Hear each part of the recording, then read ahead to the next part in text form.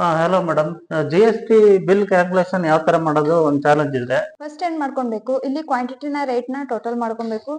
Is equal to quantity select into select rate ನ enter ಕೊಟ್ಟಾದ್ಮೇಲೆ ಈ ನ ಟ್ರ್ಯಾಗ್ ಮಾಡ್ಕೊಬೇಕು.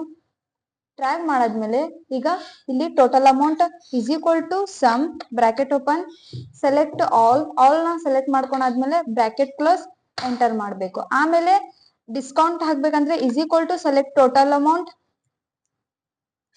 ಇಂಟು 10% ಡಿಸ್ಕೌಂಟ್ ಎಂಟರ್ ಕೊಟ್ಟಿದ್ರೆ ಇಲ್ಲಿ ನಿಮಗೆ ಬರುತ್ತೆ. ಆಮೇಲೆ is equal to sub amount ನೋಡ್ಬೇಕಂದ್ರೆ select total amount minus select discount ನ ಸೆಲೆಕ್ಟ್ ಮಾಡೋದನ್ನ ಎಂಟರ್ ಕೊಡಬೇಕು.